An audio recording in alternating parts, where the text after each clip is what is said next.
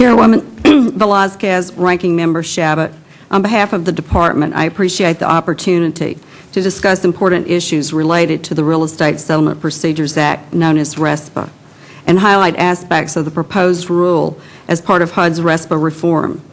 Today, in the midst of the housing downturn, when thousands of Americans are faced with the prospect of losing their homes through foreclosure, there is no doubt that the process of buying a house itself has been part of the problem.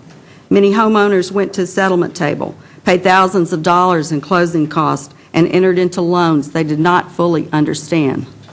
Consumers need to know, what type of loan are they getting? How much will it cost per month? What is included in their monthly payment, and will it go up? Today, consumers have no assurance that the loan terms and closing costs they are offered will be what they will be faced with at the settlement table. RESPA was enacted to protect consumers during the home buying process, requiring certain disclosures and prohibiting practices such as kickbacks and referral fees that increase the cost of settlement. RESPA requires the lender or mortgage broker to give a good faith estimate of charges the consumer will expect to pay to close the loan. The HUD-1 settlement statement itemizes the charges actually imposed.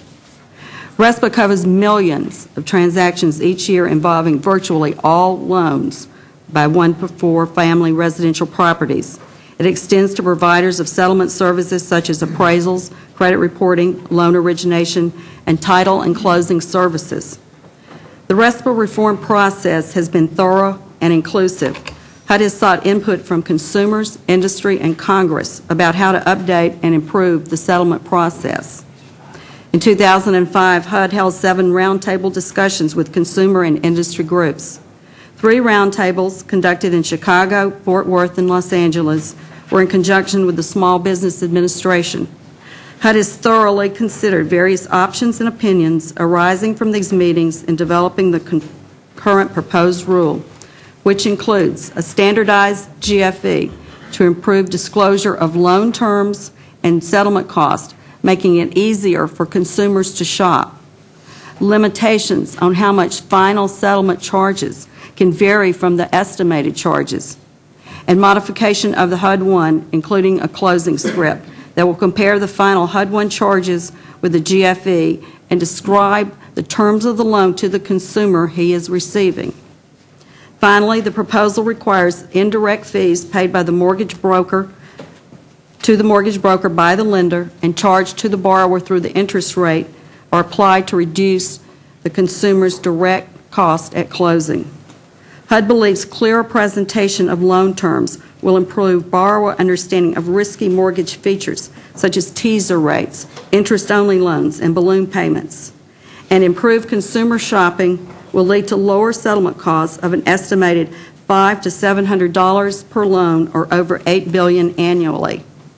These savings, we believe, will come from competition and high-price producers.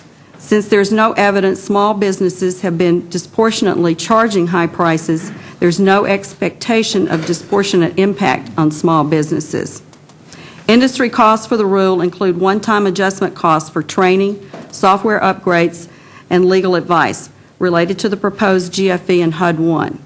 These costs are estimated to be $570 million, $390 million from small business, but at $5,000 to $6,000 per business.